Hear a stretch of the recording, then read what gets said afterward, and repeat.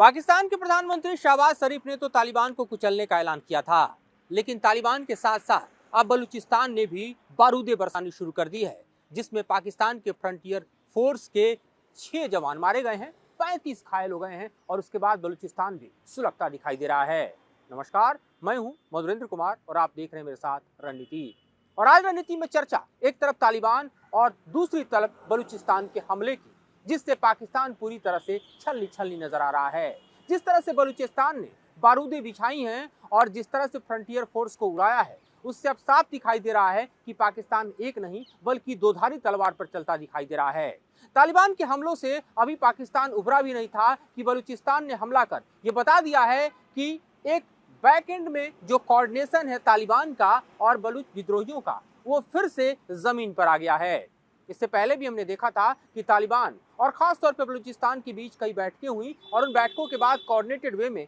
पाकिस्तान की सेना पर जिस तरह से धारदार हमले तेज किए गए, उससे समूचा पाकिस्तान दहलता दिखाई दे रहा था। वो नौबत फिर आ गई है, ज्यादा खतरनाक स्थिति में दिखाई दे रही है, क्योंकि शहबाज शरीफ के बयान पर पलटवार करते हुए तालिबान के उप विदेश मंत्री ने जो कहा है वो पाकिस्तान को शर्मसार करने वाला है। शेर मोहम्मद अब्बास के बयानों को देखिए तो उसने दरअसल भारत पाकिस्तान के उस युद्ध की याद दिलाई है जिसमें पाकिस्तान के 90,000 सैनिकों को आत्मसमर्पण करना पड़ा था। उसके अलावा जिस तरह से उसके बयान में दरअसल पाकिस्तान को टारगेट किया गया है, ये बताया गया है कि पाकिस्तान अगर बलूचिस्तान के साथ साथ अपने दूसरे पश्तून इलाकों में हो रहे मानवाधिकार के हनन को नहीं नियंत्रित करता है तो उसे खंड खंड होना पड़ेगा। उसे अपने घरेलू इलाकों पर ज्यादा ध्यान देना चाहिए, बशर्ते कि वो अफगानिस्तान की तरफ नजर उठाकर देखने की कोशिश कर रहा है। और भयावह परिणाम होंगे अगर वो पाकिस्तान की सेना अफगानिस्तान की तरफ कूच करती है या फिर अफगानिस्तान में किसी भी तरह की घुसपैठ करती है, तो वही हाल किया जाएगा जो कि तालिबान के इस ऐलान के मुताबिक हम देखें, जैसा कि 1971 में भारत ने पाकिस्तान का किया था, जैसा कि 1973 में जलालाबाद की लड़ाई में पाकिस्तान का हुआ था और 1989 में कुनार की लड़ाई में पाकिस्तान की हालत हुई थी। इन तीनों लड़ाइयों का जिक्र कर दरअसल तालिबान ने बता दिया है कि पाकिस्तान का हश्र आगे आने वाले दिनों में क्या होना है। अब जरा आप तस्वीरों को गौर से देखिए और इन तस्वीरों को देखते हुए आप ये समझिए कि किस तरह से अगर हम बात कर रहे हैं बलूचिस्तान की, तो बलूचिस्तान दरअसल एक तरफ ईरान और दूसरी तरफ आप देखिए तो अफगानिस्तान का बॉर्डर शेयर करता है। लेकिन तहरीके तालिबान पाकिस्तान के नज़रिए से देखिए तो दरअसल आप न सिर्फ वजीरिस्तान का इलाका देखेंगे बल्कि खैबर पख्तूनख्वा का इलाका भी देखेंगे और ये दोनों इलाके इस वक्त पाकिस्तान की सेना के हाथ से निकलते नजर आ रहे हैं, क्योंकि यहाँ पर जिस तरह से इस वक्त टीटीपी के लड़ाकों ने पाकिस्तान के पोस्ट पर कब्जा किया है, वहां पर पाकिस्तान के लिए एक नया चैलेंज खड़ा किया है। उसके कारण ही इस्लामाबाद सिहरता हुआ नजर आ रहा है और उसके कारण शहबाज शरीफ दरअसल तालिबान को क्रश करने की बात कह रहे हैं। लेकिन आप जरा गौर करिए कि 24 दिसंबर को जिस तरह से एयर स्ट्राइक को पक्तिका प्रांत में अंजाम देने की कोशिश जो है वो पाकिस्तान ने की, वो किस तरह से उस पर उल्टा पड़ गया। दरअसल इस हमले के बाद पाकिस्तान ने कहा कि उसने 4 अलग अलग टीटीपी के ठिकानों को टारगेट किया, उसमें 74 आतंकी मारे गए। पलटवार करते हुए तालिबान की सरकार ने कहा कि मासूम लोग मारे गए, महिलाएं बच्चे मारे गए, 43 की संख्या में मारे गए और वहां पर बैठे हुए यूएन ऑर्गेनाइजेशन ने भी तालिबान की सरकार में सुर मिला दिया और पाकिस्तान के लिए दरअसल दोहरी चुनौती खड़ी कर दी। पलटवार करते हुए हमने देखा कि किस तरह से 28 दिसंबर को तालिबान के लड़ाकों ने भी दरअसल पाकिस्तान की चौकियों पर कब्जा किया, डूरन लाइन को क्रॉस कर गए, उसके साथ ही 16 पाकिस्तान के सेना के जवानों को भी मार गिराया और अब भी आप देखिए तो डूरन लाइन पर पूरा तनाव आपको साफ साफ दिखाई दे रहा है। इतना ही नहीं बल्कि तालिबान के पलटवार करने के बाद पाकिस्तान अभी से स्ट्रेटजी को बनाने में लगा हुआ था कि वो किस तरह से दरअसल अफगानिस्तान के ट्राई जंक्शन पर कब्जा कर ले, लेकिन ये दाव भी उल्टा पड़ता हुआ नजर आ रहा है। अगर आप अफगानिस्तान के ट्राई जंक्शन की तरफ नजर उठा के देखें तो ये वो इलाका है जहां पर दरअसल पाकिस्तान ने पूरी तरह से तैयारी की थी कब्जे की, लेकिन बखान कॉरिडोर पर भी कब्जे की पाकिस्तान की जो तैयारी है वो धरी धरी रह गई, क्योंकि तालिबान लड़ाकों ने समय रहते पलटवार किया और इतना ही नहीं बल्कि पाकिस्तान की सेना को वहां से भी पांव उखाड़ने पर मजबूर कर दिया।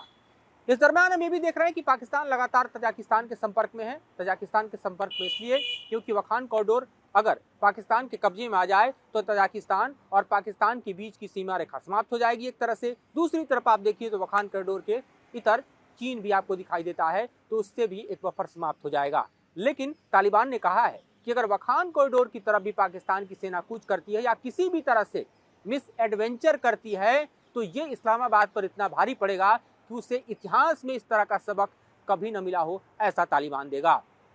तो इन धमकियों से जरा समझिए कि क्या हालात इस वक्त अफगानिस्तान और पाकिस्तान के बीच में है। किस तरह से तालिबान को दरअसल छेड़ना इस वक्त पाकिस्तान के लिए भारी पड़ गया है। और इसी बीच बलूचिस्तान ने अपनी आज़ादी की मांग को बुलंद करते हुए जिस तरह से पाकिस्तान की सेना पर हमले तेज कर दिए हैं, उससे भी आप समझ सकते हैं कि जो फ्रंटियर फोर्स है, जो पाकिस्तान की आर्मी है, जो पाकिस्तान की पुलिस है, उसके लिए बलूचिस्तान इस वक्त सबसे अनसेफ प्लेस हो गया है। वो पहले भी रहा है। अगर आप 2024 के आंकड़ों को उठाकर देखिए तो पाकिस्तान की सेना के आंकड़े हैं कि इन्होंने तकरीबन 900 की संख्या में बलूच विद्रोहियों को मार गिराया।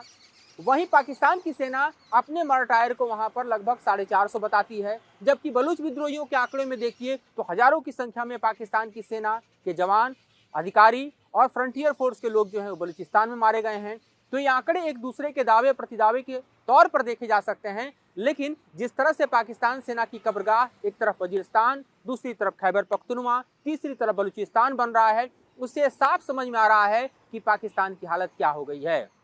अभी की तारीख में भले ही आप देखिए तो वर्ल्ड बैंक पाकिस्तान के कटोरे में कुछ पैसा डालता हुआ दिखाई दे रहा हो, तो एक तरफ पाकिस्तान के हाथ में कटोरा है, दूसरी तरफ लोन के लिए दर दर भटक रहा है, तीसरी तरफ वर्ल्ड बैंक पर डिपेंडेंट है, चौथी तरफ आप देखिए तो इंटरनल जो इस वक्त टर्मोइल है उसको कंट्रोल नहीं कर पा रहा, और पांचवी तरफ देखिए तो ऑन वर्ज ऑफ कोलैप्स आपको पाकिस्तान दिखाई दे रहा है, चाहे इकोनॉमिकली हो या स्ट्रेटजिकली हो, क्योंकि तालिबान के साथ बैर मोल लेना अब पाकिस्तान के लिए इतना भारी हो गया है कि पाकिस्तान की सेना की लाशें जो हैं वो लगातार तालिबान बिछा रहा है। पिछले बार के हमले में भी हमने देखा था कि जब मार्च के महीने में पाकिस्तान ने तालिबान के खिलाफ एयर स्ट्राइक किया था,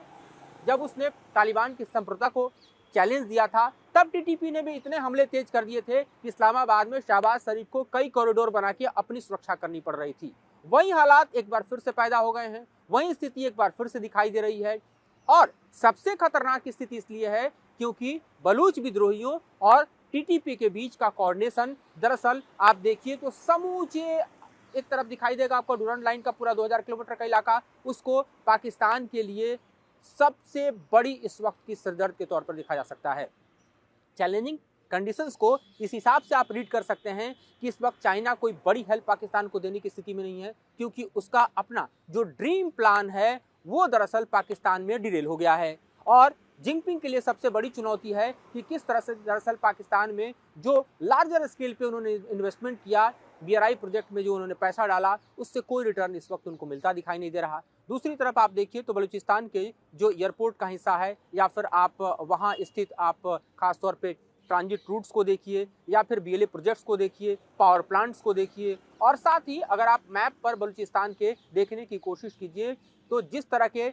शिप पोजिशनिंग्स को वहाँ पर तैयार किया गया था, ये सारे ऐसे इलाके हैं जो लगातार बलूच विद्रोही दहलाते रहे हैं। और ये मैसेज सीधे तौर पे बीजिंग को भी दिया गया है कि उनका इन्वेस्टमेंट किसी भी हालत में बलूचिस्तान में सुरक्षित नहीं। बलूचिस्तान अपनी आज़ादी के जंग में दरअसल आने वाले हर उस हिस्से को मिटा देगा जो दरअसल उसके लिए, उसकी आज़ादी के लिए आड़ बनेगा। तो ये बात बीजिंग को भी समझ में आ चुकी है। और ऐसे में तालिबान, बलूचिस्तान और दोनों के हमलों के बीच हम देख रहे हैं कि पाकिस्तान किस तरह से सुलगता नजर आ रहा है, जहां लगातार कैजुअलिटी हो रही है। हमारी नज़र पाकिस्तान के हर हिस्से पर बनी हुई है, हालात पर बनी हुई है, जिससे आगे भी हम आपको रूबरू कराते रहेंगे। फिलहाल मुझे और मेरे सहयोगी जनेंद्र को दीजिए इजाजत।